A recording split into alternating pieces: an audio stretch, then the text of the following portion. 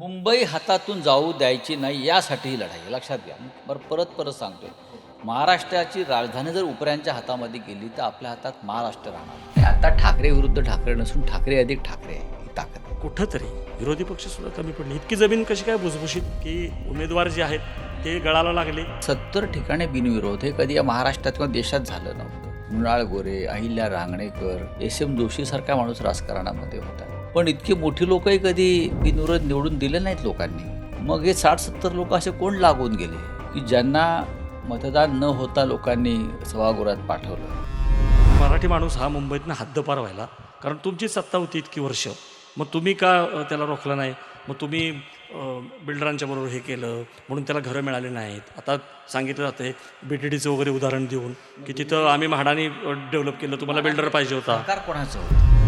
अजित पवारांनी तर एरवाडा जेलच खुला केला अख्खा. म्हणजे काळे कपडे घालून तोंडावरती लोक मतदान अर्ज भरायला यायला लागले. हा एक नवीन पायंडा या राज्यकर्त्याने सुरू केल्यावरती तुम्ही म्हणताय त्यानुसार नीतिमत्ता राहिली कुठे 5 वर्षात झाले सर. ही जी आडवी मुंबई होती म्हणजे चाळी होत्या, ही आडवी होती, ती आता उभी झाली. त्या उभ्या मुंबईमध्ये मराठी माणूस नाही, आडव्या मुंबईत होता. त्या उभ्या मुंबईने आमचा घात केला. मराठी माणूस यावेळेला एक गठ्ठा मतदान करेल हे मी खात्रीनं सांगतो. आणि त्या जोरावरती आम्ही महानगरपालिका आमच्या ताब्यात ठेवू. अजूनही मराठी माणसाची ताकद कमी झालेली नाही. ठाकरेंना जर सत्ता दिली तर पाकिस्तान होईल. त्याला उद्धव ठाकरेंनी उत्तर दिलं, भाजपला दिली तर अदानीस्तान होईल. तुम्ही अदानीचा पाडाच बसला. काय काय अदानींकडं गेल्या. मग अशा वेळी मुंबईमध्ये अदानी ज्यांना मेंटॉर मानतात, शरद पवार, ते तुमच्यावर का? बारामतीला आले, शरद पवारांनी तोंड भरून कौतुक केलं. मग हा विरोध. मग तुम्हाला काय गरज पडली?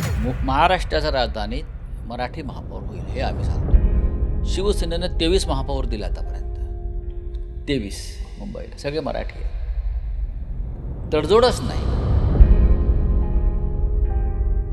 नमस्कार, बोलबिडूमध्ये आपलं स्वागत.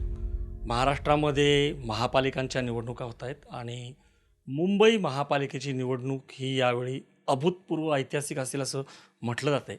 केवळ राज्याचं नाही, संपूर्ण देशाचं लक्ष लागलेलं आहे. मुंबईमध्ये आहोत आणि मुंबईमध्ये ठाकरे बंधूंची जी युती झालेली आहे त्याचे शिल्पकार म्हणता येतील संजय राऊत सर, शिवसेनेचे नेते, पत्रकार, संपादक, कार्यकारी संपादक, खासदार आपल्यासोबत आहेत. आणि आपल्यासोबत आपण त्यांच्याशी चर्चा करणार आहोत की काय नेमकं आहे. सर, निवडणूक आता जवळ येऊन ठेपलेली आहे. अजून वातावरणामध्ये जे जाणवायला सुरुवात होतं आपल्या पत्रकारांना सुद्धा किंवा सगळ्यांना सुद्धा, तर अजून असं काही फार दिसत नाही आहे ज्याला आपण अंडरकरंट किंवा हे वगैरे म्हणतो. तुमचं काय आकलन आहे? आत्ताच नगरपालिका निवडणुका होऊन गेल्या ग्रामीण भागात. आता लगेच महानगरपालिका आल्या.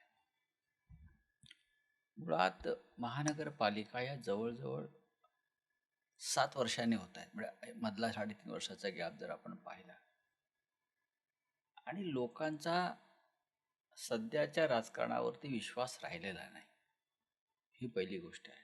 लोक थोडंसं लोकांना उभं करायचं, जे पाहतात रोज जे चित्र ते पाहतात.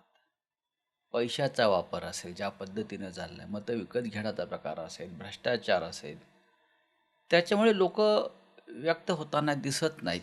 लोक शांत आहेत. त्याच्या अर्थ लोक शांत असले तरी ते मतदानाला उतरून त्यांना जे अपेक्षित आहे ते करतील. कारण अनेकदा आमचा अनुभव आहे की लोक शांत असतात पण नंतर रांगा लावून मतदान करतात. मोठ्या सभा होत नाही आहेत. सभांचं महत्त्व कमी झालं आहे. पूर्वी सभांना लोक स्वतःहून येत होते. आता सर्व प्रकारची व्यवस्था करावी लागते. त्याच्यामुळे कसं काय वातावरण निर्माण होणार? जाहिराती, सोशल मीडिया, आरोप प्रत्यारोप, इलेक्ट्रॉनिक मीडिया याच्या माध्यमातून जे काय चाललं आहे तीच निवडणुकीचं स्वरूपच बदललं आहे. आता निवडणुका पूर्वी रस्त्यावरच लढल्या जात होत्या ना, सभा होणं, मिरवणुका निघणं, अमुक निघणं दिसत होतं. आता तरुण पिढीसुद्धा राजकारणाच्या पासून थोडीशी अलिप्त आहेत. पण हा सगळं पैशाचा खेळ आहे. त्यामुळे तुम्ही म्हणताय ते बरोबर आहे. वातावरण इतका मोठा विषय मुंबईचा आहे, मुंबईच्या अस्तित्वाचा आहे, मराठी माणसाची लढाई आम्ही म्हणतो. पण तरीही मला असं वाटतं की अजून एक 7-8 दिवस आहेत, वातावरण निर्माण होईल चांगल्या प्रकारे. फार महत्त्वाचे मुद्दे मांडले. एक तर उबग आहे, पैशाचा खेळ आहे आणि सायलेंट वोटर आहे, तो त्याचं काम करतो. मला इथं सुरुवात करायची आहे की हा जो काही उबग आलेला आहे, हे सगळे जे बघून म्हणजे आजच बातमी आली की आता भाजप आणि काँग्रेस पण एकत्र, भाजप आणि एम-आय-एम पण एकत्र. आता ते आता नंतर म्हणतायत की आम्ही असं नाही आहे, कारवाई करू वगैरे. त्यामुळं हे जे काय झालेलं आहे आणि बिनविरोधचा पायंडा, निवडणुकीच्या आधीच 71 उमेदवार निवडणुका न लढता विजयी होतात लोक. निवडणुका लढायच्याच नाही, हा एक नवीन पायंडा आला. मतदारांना मतदान करूच द्यायचं नाही.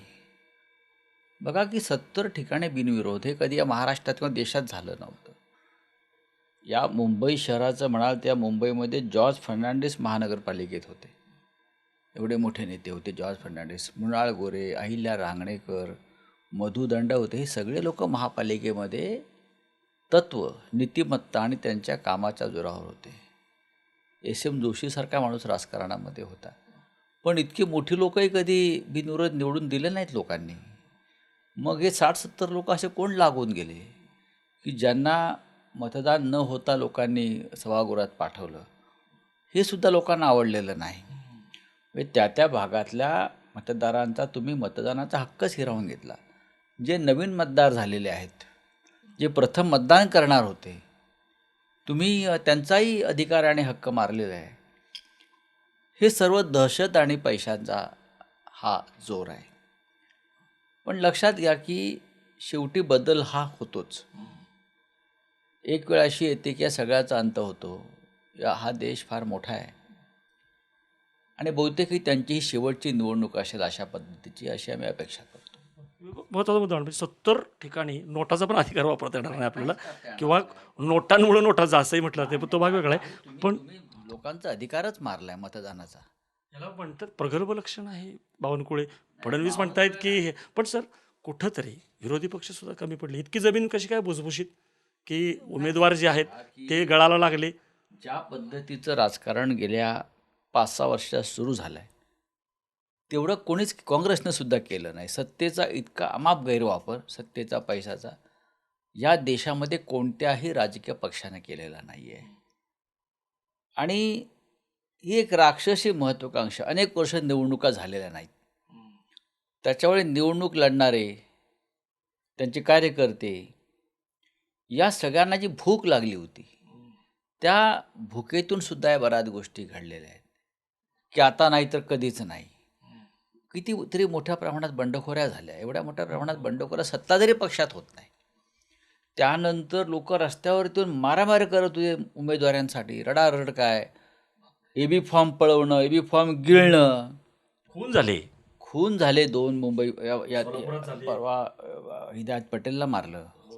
त्यानंतर सोलापुरात एका तरुण कार्यकर्त्याला मारलं. चाकू हल्ला झाला. हो, आणि अजित पवारांनी तर येरवाडा जेलच खुला केला अख्खा पुण्यातला. म्हणजे काळे कपडे घालून तोंडावरती लोक मतदान अर्ज भरायला यायला लागले. हा एक नवीन पायंडा या राज्यकर्त्याने सुरू केल्यावरती तुम्ही म्हणताय त्यानुसार नीतिमत्ता राहिली कुठे? 5 वर्षात झालं आहे सगळं हे. 4 आणि 5 वर्षामध्ये या महाराष्ट्राची पूर्ण बदनामी झाली. नाहीतर राजकीय प्रतिष्ठा या राज्याला फार होती. राजकीय आणि प्रशासकीय प्रतिष्ठा या राज्याला फार होती. ती नष्ट झाली. कसली प्रगल्भता? डोंबलाची प्रगल्भता. ही का प्रगल्भता आहे? लोकांना मतदान करू द्यायचं नाही, गुंडांना तिकीटं द्यायची, गुंडांना बिनविरोध निवडून आणायचं, यात कसली आली प्रगल्भता? आणि भारतीय जनता पक्ष हा शुद्ध चारित्र्यवाला पक्ष आहे, नीतिमान पक्ष आहे असं ते म्हणत होते कालपर्यंत, अटलजीपर्यंत. मग ही प्रगल्भता तुम्ही तुमच्यात कशी काय भिनवली? संपूर्ण काँग्रेस केली तुम्ही. काँग्रेसला हसत होतात ना. अर्धा काँग्रेस पक्ष तुम्ही तुमच्यात पोटात जिरवलात आणि उरलेल्या ठिकाणी त्यांचे छुप्या युत्या सुरू आहेत तुमच्या. सर, लेवल फील्ड एक नाही आहे. तुम्ही जसं म्हणाला की एकीकडं म्हणजे हा बदललेला भाजप सर्वशक्तिमान, ज्याचं वर्णन उद्धव ठाकरे पण ॲनाकोंडा करतायत. काल अजित पवार पण म्हटले बकासुरी भूक आहे, राक्षसी भूक आहे. पण तुम्ही म्हणताय की ही अस्तित्वाची लढाई आहे मराठी माणसाच्या. आता ही मराठी माणसाच्या अस्तित्वाची लढाई आहे का ठाकरे बंधूंच्या अस्तित्वाची लढाई आहे? ठाकरे बंधूंचं अस्तित्वाची लढाई कशी का असेल हे लक्षात घ्या. अमित शहाने शिवसेना फोडली. का फोडली? जोपर्यंत शिवसेना इथे मजबूतीनं उभी आहे तोपर्यंत आम्ही त्यांना त्यांचे जे काही उद्योग चालले आहेत मुंबई महाराष्ट्रात त्याला विरोध करत राहू. जे मुंबई ही मराठी माणसानं 106 हुतात्मे देऊन मिळवली. ही आमची शेवटची पिढी आहे हे समजून घेणारी. आता मुंबईतले सगळे मोक्याचे भूखंड अडाणीला दिले.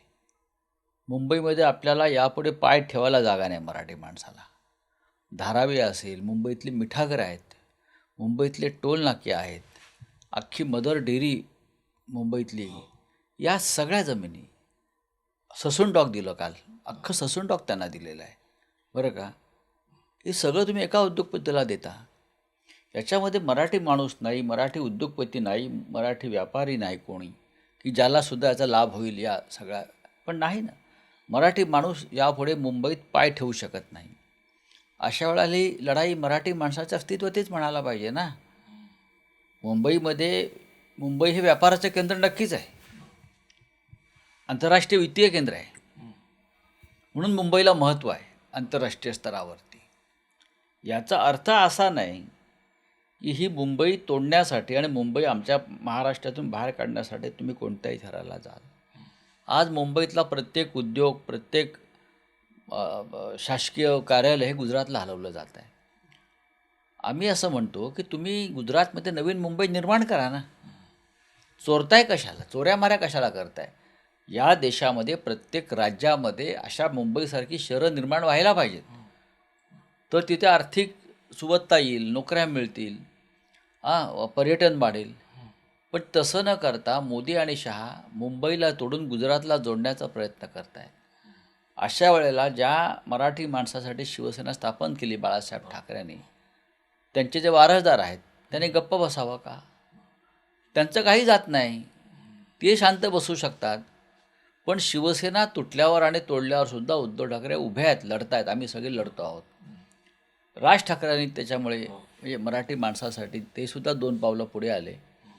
त्याच्यामुळे ही लढाई मुंबई वाचवण्याची, मुंबई महाराष्ट्रातच ठेवण्याची आणि मराठी माणसाला त्याचे हक्क मिळवून देण्याचीच राहील. आणि आतापर्यंत ह्या लढाया 50 वर्षे आम्ही लढत आलेलो आहोत आणि प्रत्येक वेळेला नवीन आव्हान आमच्यासमोर उभं असतं. हे एक आव्हान आहे, तेही आम्ही दूर करू. सर याच्यात 2-3 मुद्दे आहेत. म्हणजे सगळ्यात मुद्दा एक असा आहे की उशीर झाला आहे का?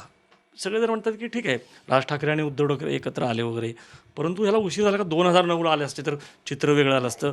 आता काय राहिलेलं नाही आहे असं म्हटलं. मागचं विसरायला पाहिजे. ते आता आले, याला महत्त्व आहे.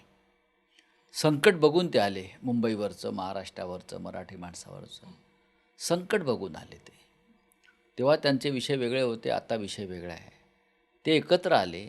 त्यांनी मराठी माणसाला नक्की ऊर्जा मिळेल लढण्याची, संघर्ष करण्याची, सकारात्मक विचार करण्याची की आहोत आम्ही, स्वाभिमानाने इथे राहू शकतो, आमच्या मागे कोणीतरी उभा आहे. त्याच्यामुळे ते अधिकानं आले. 2-0 आहे, 2 शून्याची बेरीज 0 असते वगैरे असं हिणवलं जातं आहे. आणि आता ठाकरे विरुद्ध ठाकरे नसून ठाकरे अधिक ठाकरे ही ताकद आहे. पूर्वी ठाकरे विरुद्ध ठाकरे ही लढाई काही लोकांनी पद्धतशीर चालवली. आता ठाकरे अधिक ठाकरे असल्यामुळे त्यांना आमचं आव्हान आहे, त्यांचं आव्हान आम्हाला नाही. सर मराठी माणूस तुम्ही म्हणताय बरोबर आहे की मराठी माणसाच्या अस्तित्वाची लढाई आहे आणि तो कशा पद्धतीनं नाडला जातो आहे. असंही म्हटलं जातं की तो हद्दपार झाला आणि शिवसेनेमुळंच झाला. म्हणजे तुम्हालाच दोष दिले जात आहेत. म्हणजे त्यांचं असं म्हणणं आहे की मराठी माणूस हा मुंबईतनं हद्दपार व्हायला, कारण तुमचीच सत्ता होती इतकी वर्ष, मग तुम्ही का त्याला रोखलं नाही? मग तुम्ही बिल्डरांच्या बरोबर हे केलं म्हणून त्याला घरं मिळाली नाहीत. आता सांगितलं जातं आहे BTDचं वगैरे उदाहरण देऊन की तिथं आम्ही म्हाडानी डेव्हलप केलं, तुम्हाला बिल्डर पाहिजे होता. सरकार कोणाचं होतं? BDD चाळीचं पुनर्वसन हे उद्धव ठाकरे यांच्या काळात सुरू झालं ना.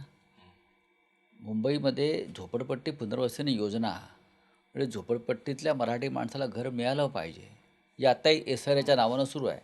बाळासाहेब ठाकरेंनी आणलेली योजना आहे ती. त्यावेळेला सरकार असताना, मनोहर जोशी मुख्यमंत्री असताना 40 लाख झोपडपट्टीवासियांना घरं, त्यात प्रामुख्याने मराठी माणूस होता, आहे अजूनही. ही योजना कोणी सुरू केली? SRA योजना हे आमचं अपत्य आहे. आता तुम्ही ते बिल्डरांची केली तर ही गोष्ट वेगळी. मुंबई बिल्डरांची कोणी, आज बघा लोढाचे टॉवर्स आहेत सर्वत्र. आहेत ना, अडाणीचे टॉवर्स तुम्हाला मुंबई पुण्यात सर्वत्र दिसत आहेत आज. जिथे मोकळी जागा दिसली का तुम्हाला अडाणीचा बोर्ड दिसतो. हे काय शिवसेनेने केलं का? हे शिवसेनेने केलं का? नाही ना. नक्कीच गिरगाव दादरमधल्या मराठी लोकांनी आपली घरं विकून ते मुंबईच्या बाहेर गेले. कुटुंब वाढली. कुटुंब वाढल्यामुळे लोकांनी मोठी घरं घेण्यासाठी आपली राहते. आम्ही अनेकदा आव्हान दिलं की मुंबईतलं घर तुम्ही सोडू नका, विकू नका. आम्ही अनेक ठिकाणी यांना थांबवण्याचा प्रयत्नही केला. म्हणून तर आजही शिवसेना आणि मराठी माणूस इथे टिकला आहे. आज जो टिकला आहे त्याचं श्रेय तुम्ही का देत नाही? आज भगवा झेंडा घेऊन मराठी माणूस आहे ना, त्याचं श्रेय का देत नाही तुम्ही? राज ठाकरेंबरोबर सुद्धा मराठी माणूस आहे, शरद पवारांबरोबर मराठी माणूस आहे आणि आमच्याबरोबर मराठी माणूसच आहे ना. सर, हा मराठी माणूस पुरेसा आहे या निवडणुकीमध्ये? कारण का जनगणना झालेली नाही आहे. 30% आहे, 32% आहे, 40% माहिती नाही आहे. मराठी माणूस इतर समाजाच्या तुलनेत मुंबईत कमी झाला आहे. तसा तो पुण्यात सुद्धा कमी होताना दिसतोय. तो नाशिकला कमी होताना दिसतोय. तो ठाण्यामध्ये कमी होताना दिसतोय. याचं कारण काय? लोंढे वाढले. मला तेच विचारायचं, मग गणित काय आहे सर तुमच्या विजयाचं? लोंढे जर वाढले. मराठी माणूस हा ही लोंढे रोखू शकत नाही कायद्यानं. आणि त्यांच्या वोट बँका झालेल्या आहेत राज ठाकरेंच्या भाषेमध्ये. त्यांनी आपले मतदारसंघ निर्माण केलेले आहेत, बरोबर आहे. आणि त्यांना विरोध करायला आम्ही उतरलो की आमच्यावर देशद्रोहाचा ठप्पा मारला जातो. आम्ही प्रांतीयवादी आहोत.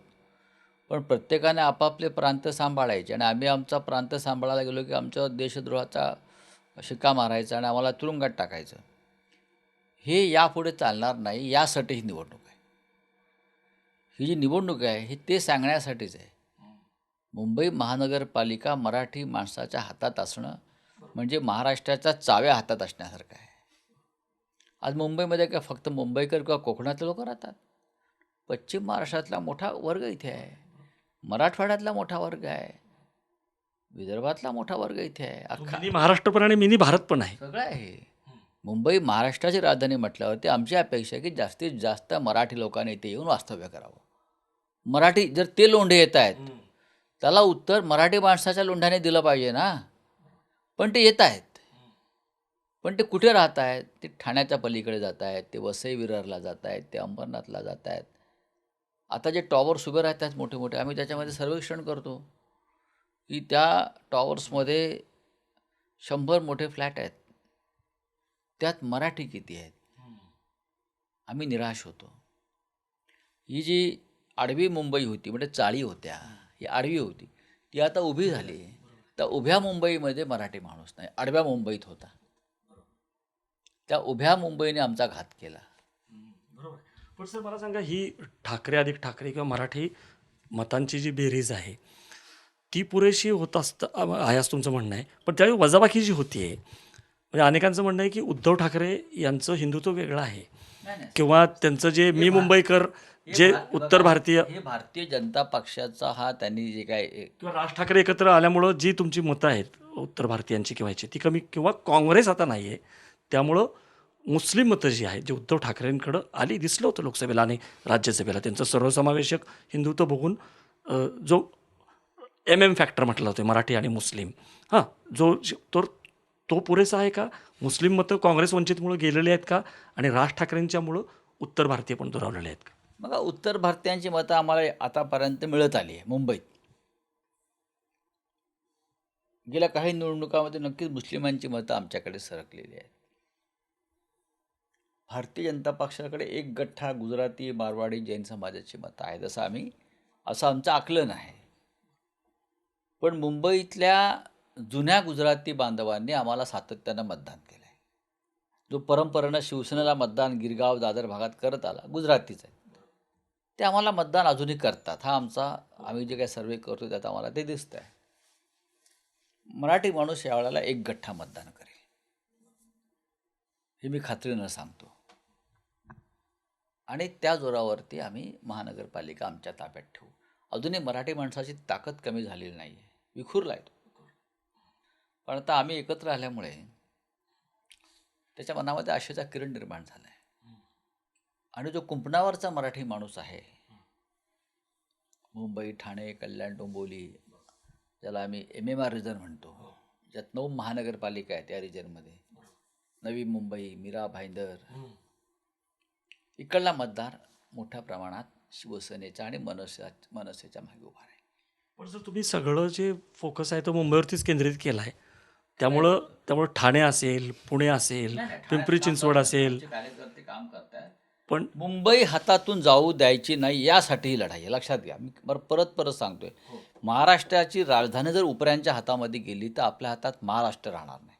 अगदी मान्य आहे, बरोबर आहे. पण तुम्ही ठाण्यामध्ये पण ठीक आहे, तुम्ही म्हणता तसं, पण पिंपरी चिंचवड असेल, पुणे असेल, हे ऑप्शनला का टाकलेत तुम्ही? नाही, ऑप्शनला अजिबात नाही आहे. पिंपरी चिंचवडला आम्ही 32 ठिकाणी लढतो, उमेदवार पळवून नेले. पुण्यामध्ये साधारण तेवढ्याच जागांवरती आम्ही लढतोय. नाशिकला 65 जागांवरती लढतोय. कल्याण डोंबिवलीमध्ये 60 जागा. आम्ही सर्व महानगरपालिकात आम्ही लढतो आहोत. एकही महानगरपालिका आम्ही रिकामी ठेवलेली नाही, आम्ही लढत आहोत. पण तुमचं सगळ्यांचंच लक्ष मुंबईवर आहे.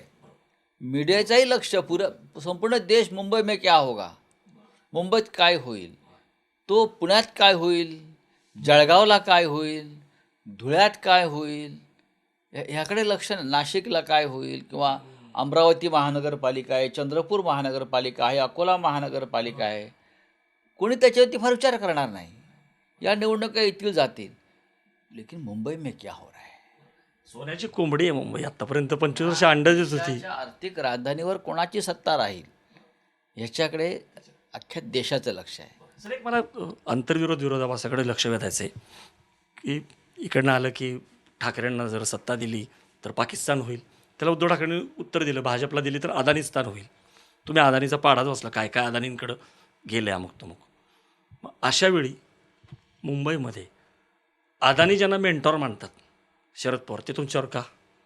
बारामतीला आले, शरद पवारांनी तोंड भरून कौतुक केलं. नाही, मग हा विरोध, मग तुम्हाला काय गरज पडली? आम्ही बघा, असं आहे की ते अडाणी बरोबर आहेत म्हणून की आमची लढाई थांबत नाही ना अडाणी विरुद्धची, हीच महत्त्वाची आहे ना. अडाणी कोणाबरोबर आहे त्याचा आमच्या लढाईवरती काहीच फरक पडत नाही आहे. आम्ही मुंबईची लढाई बघा, कोणी तोटा नाही वाटत तुम्हाला की अदानीचे ज्यांना मेंटॉर म्हणतात शरद पवार ते सोबत? बघा, मुंबईमध्ये शरद पवार साहेबांची फार तशी ताकद नाही आहे. किती जागा लढतायत ते, त्यांची ताकद पुण्यात असेल, पिंपरी चिंचवडला असेल, ग्रामीण भागात. मुंबईमध्ये शिवसेना आणि म्हणजे उद्धव ठाकरे आणि राज ठाकरेच राहतील, म्हणजे बाळासाहेब ठाकरे प्रामुख्यानं, म्हणजे त्यांचा पक्षच राहील. दुसरं एक इंटरेस्टिंगली दोन्ही बाजूंकडनं सांगण्यात येते की महापौर जो मुंबईचा आहे तो हिंदू होईल, मराठी होईल. दोन्ही बाजूकडून नाही, म्हणजे हां, तेही सांगतायत हिंदू होईल, मराठी होईल. तुम्ही पण म्हणताय की मराठी होईल, हिंदू होईल. यात फरक काय आहे? नाही, हिंदू मराठी असे कुठली भूमिकाच नाही आहे. महाराष्ट्राच्या राजधानीत मराठी महापौर होईल हे आम्ही सांगतो. शिवसेनेनं 23 महापौर दिले आतापर्यंत, 23 मुंबईला, सगळे मराठी आहेत. तडजोडच नाही ना. इंटरेस्टिंगली की मराठीच्या मुद्द्यावरती तुम्ही खेळायला लावताय, बरोबर आहे. कारण एक नरेटिव्ह लागतं निवडणुकीला, मराठी माणूस हा अस्तित्वाची लढाई अमुक तमुक, आणि BJP हे हिंदुत्वाच्या पिचवरती तुम्हाला खेळायला, हे खान होईल, त्यानंतर काय ममदानी होईल, अमुक तमुक, हे काय ध्रुवीकरण? हे जे रोज उठून त्या संभाजीनगरची पण निवडणूक पाण्यावरती नाही, मामूवरती आहे. मामूवरती असेल मग तिथे अकोटला, मीरा भाईंदरला MIM बरोबर का तुम्ही युत्या केल्यात? ठीक आहे, आम्ही सगळे ओरडलो, आवाज उठला, तेव्हा त्यांनी आज माघार घेतली. पण तुमच्या मनामध्ये काय, मतांसाठी, निवडणुका जिंकण्यासाठी तुम्ही कोणाबरोबरही जायला तयार आहात? दुसरा असा आहे की त्यांच्या यादीत चेक करा, त्यांनी मुसलमानांना उमेदवार का दिल्या? मुंबईमध्ये, अन्य ठिकाणी त्यांचे उमेदवार मुसलमान आहेतच नाही. या देशामध्ये 20% मुसलमान आहेत, ते या देशाचे नागरिक आहेत, एक लक्षात घ्या. ते या देशाचे नागरिक आहेत आणि त्यांना भारतीय घटनेनं मतदान करण्याचा अधिकार दिलेला आहे. तुम्ही त्यांना वगळून राजकारण करू शकता का? हां, ते काय बांगलादेशी का पाकिस्तानची नाही आहेत, ते भारतीय. या देशात ते राहिलेले लोक आहेत. या देशात त्यांचा जन्म झाला आहे. या देशाच्या स्वातंत्र्य लढ्यामध्ये भारतीय जनता पक्ष नव्हता किंवा संघ नव्हता, मुसलमान होते. त्यांनी बलिदान दिलेलं आहे. फासावर गेले आहेत ते लोक. एक तरी मला दाखवा संघाचा माणूस फासावर गेला, भाजपच्या माणसानं या महाराष्ट्राच्या लढ्यात तरी काय सहभाग घेतला आहे का? कधीच नाही. यांना भूमिकाच नाही आहे, यांना फक्त सत्ता हवी आहे. मग मुसलमानांचा एवढा तिटकार आहे, मग तिथे कुठेतरी त्या ह्याच्यामध्ये बिहारला आरिफ मोहम्मद खानला का राज्यपाल केला तुम्ही? का? डॉक्टर अब्दुल कलामला तुम्ही एक उत्तम व्यक्ती म्हणून देशाचा राष्ट्रपती केलं आहे ना, मग तुम्ही मेहबूबा मुफ्तीबरोबर सरकार का बनवलं? तेव्हा हे होते ना, मिस्टर मोदीच होते ना. स्वतःचं झाकून ठेवायचं आणि दुसऱ्यांचं वाकून पाहायचं. का तुम्ही या सगळ्यांबरोबर मग हात मिळवण्या केल्यात? आतासुद्धा अनेक ठिकाणी मुस्लिमांच्या मतासाठी यांच्या छुप्या हात मिळवण्या मुंबईसह महाराष्ट्रात सुरूच आहेत. काही ठिकाणी MIMच्या पण ह्याला नाही, बळ उघड दिले झालं वगैरे ना, असं हे उघडं पडल्यामुळे त्यांना माघार घ्यावी लागली. आता त्यांचं सुरूच आहे अनेक ठिकाणी. एकीकडे विकास की निवडणुका जिंकण्यासाठी भारतीय जनता पक्ष MIMचा वापर करतात. उत्तर प्रदेश असेल, बिहार असेल, महाराष्ट्र असेल, OBCना पायगाड्या घातल्या जातात. तुम्ही या आणि मुसलमानांना भडकवा, त्यांची मतं इतर कोणाला पडता कामा नयेत. हे भाजपचं राजकारण जुनंच आहे. आणि एकीकडे विकास विकास करतायत आणि मग हे हिंदू मुस्लिम ध्रुवीकरण हे का आणत आहेत? हिंदू मुस्लिम ध्रुवीकरण हीच भारतीय जनता पक्षाची ताकद आहे. हिंदूंना अंधभक्त बनवायचं, हिंदूंना धर्माची गोळी द्यायची. जे हिंदू म्हणजे भाजपबरोबर नाहीत ते हिंदू नाहीत, हे कसं का होऊ शकतं? भाजप म्हणजे हिंदूंचे शंकराचार्य नाही आहेत ना. आम्ही हिंदूच आहोत ना. हिंदुत्वाची मशालच आम्ही फडकवले बाळासाहेब ठाकरेंनी. आम्हाला का तुम्ही हिंदुत्व सांगताय? आम्ही तुमच्याबरोबर नाही म्हणजे हिंदू नाही हे तुम्ही कोण ठरवणार? जे तुमच्याबरोबर नाहीत ते हिंदू नाहीत कसे? नरसिंहराव नसते, डॉक्टर शंकरदयाळ शर्मा नसते, हे दोन काँग्रेसचे नेते नसते, तर अयोध्येचं आंदोलन यशस्वी झालंच नसतं भाजपचं. त्यांनी छुपी मदत केली म्हणून तुम्ही यशस्वी झालात.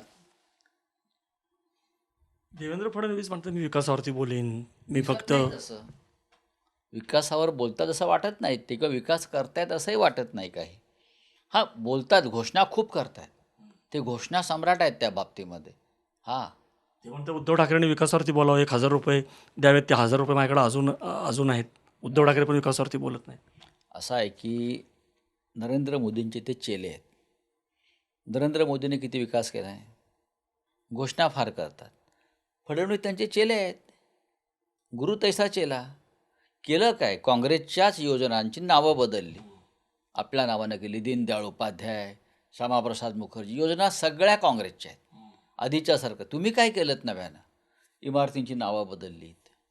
पुढे काय केलं तुम्ही?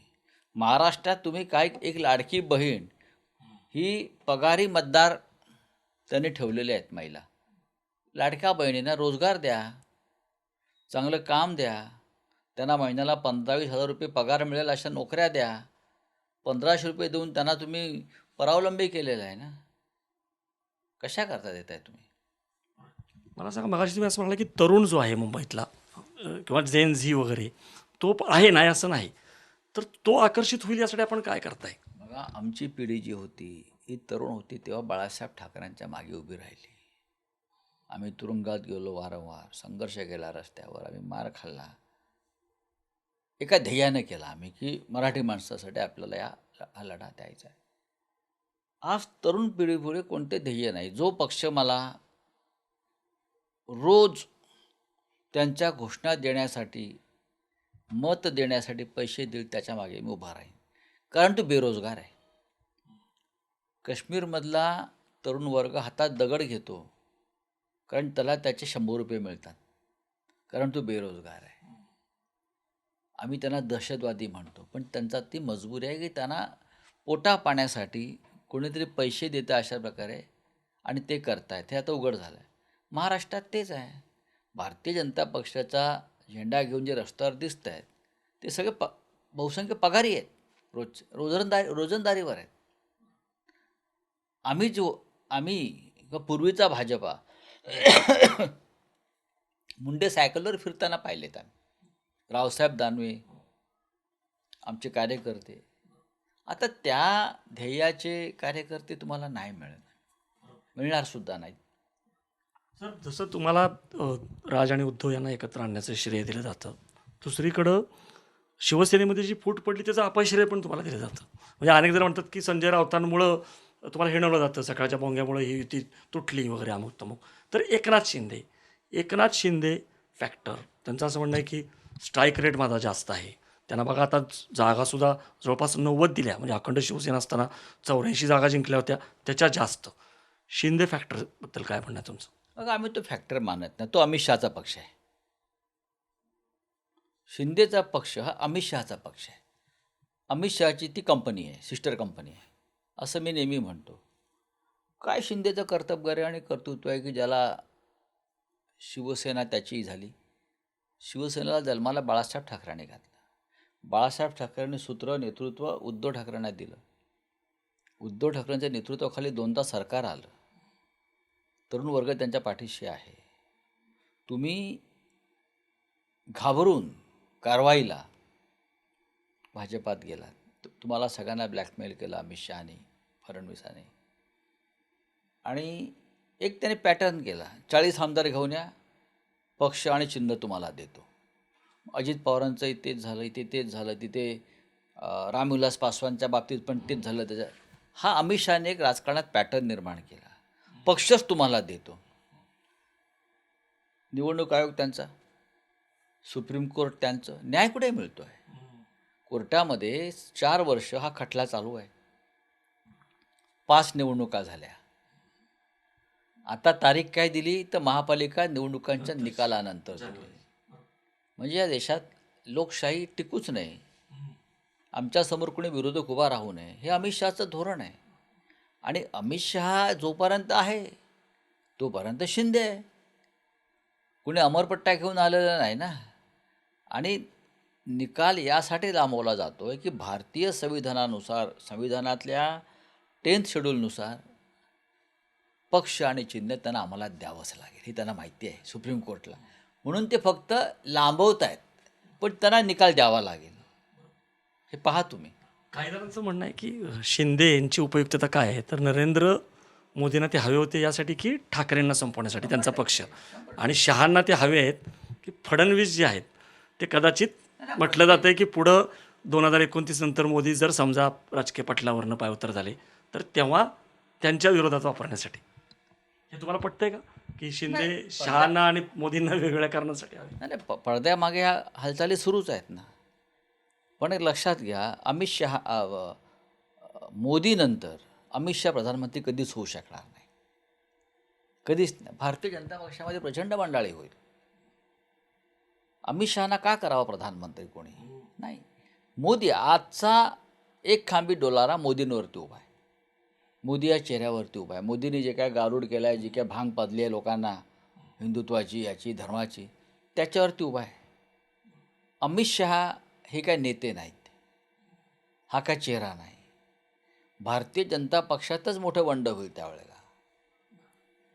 अजून असं म्हटलं जातं आहे की जे 2 भाऊ एकत्र आले, महेश मांजरेकरांनी एक मुलाखत घेतली, त्याचा एक टीजर आला, आणि त्याच्यानंतर मग ही हिंदीला विरोध, हिंदी सक्तीला म्हणून दोघं एकत्र आले. मग आधी मनोमिलन झालं, मग राजकीय युती कधी. हे सगळं अनेकांचं असं म्हणणं आहे की देवेंद्र फडणवीसांच्या संमतीशिवाय होऊ शकत नाही, तेच ह्याचे स्क्रिप्ट रायटर आहेत वगैरे. लोक काही बोलू शकतात. कसं असतं, एखादी गोष्ट पूर्वी महाराष्ट्रात घडली की शरद पवारांमुळे घडले असं एक आपल्याकडे दंतकथा चालायच्या. तसंच आता ते देवेंद्रजींच्या बाबतीत सुरू आहे. त्यांचेच लोक आवया उठवतात, हे देवेंद्रजींनी केलं, हे त्यांनी केलं. 2 भाऊ मनापासून एकत्र आलेले आहेत.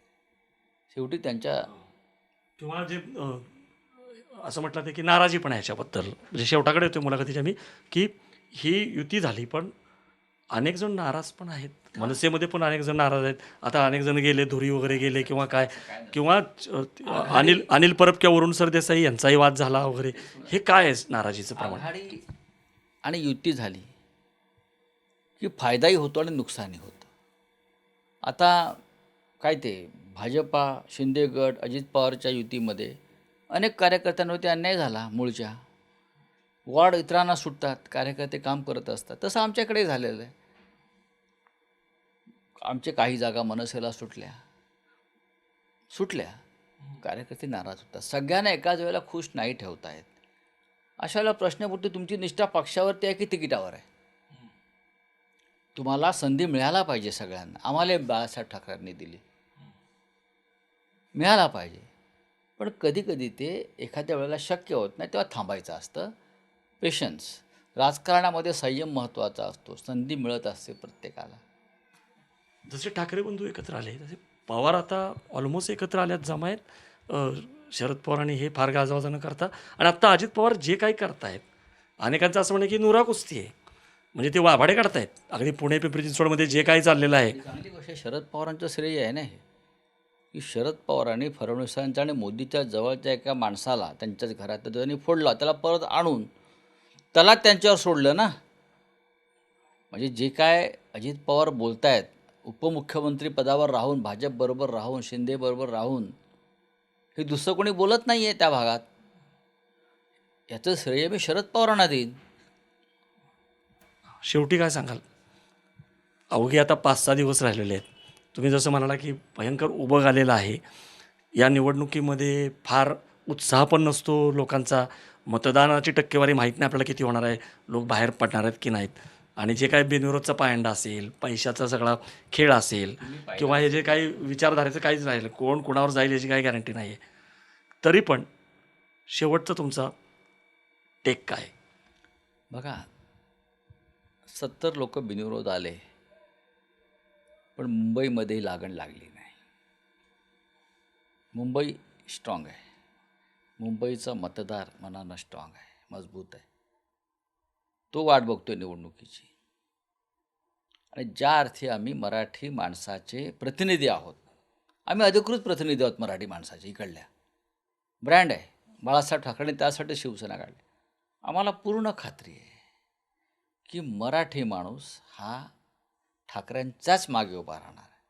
आणि सर्व पक्षातला तो इतर निवडणुकीत इतरांना मतदान करतो, हा आमचा अनुभव आहे. पण जेव्हा मुंबईचा प्रश्न येतो तेव्हा हे सगळे मराठी लोक आमचे जे आहेत विखुरलेले इकडे तिकडे, हे ठाकरेंनाच मतदान करतात. आणि त्यांनी यावेळेला ते आवर्जून करावं असं माझं त्यांना आव्हान आहे. सर खूप धन्यवाद. तुम्ही तपशीलवारपणे सांगितलं. आपण बघितलं की संजय राऊत सर हे ठाम आहेत. ठाकरे अधिक ठाकरे आहे. यावेळी ठाकरे विरुद्ध ठाकरे नाही आहे, ही बेरीज आहे, ही वजाबाकी नाही आहे. आणि मराठी माणूस जो आहे मुंबईतला तो अजूनही ठाकरेंच्याच पाठीमागे आहे. आणि हे ठाकरेंच्या अस्तित्वाची नाही तर मराठी माणसाच्या अस्तित्वाची लढाई आहे. आणि मराठी माणूस ही मुंबई वाचवेल असा त्यांना विश्वास आहे. अर्थातच 16 जानेवारीला आपण बघूयात की निकाल जेव्हा येत आहेत तेव्हा काय समोर तथ्य समोर येतं. पण तोपर्यंत बघत राहा बोलबेडू. धन्यवाद.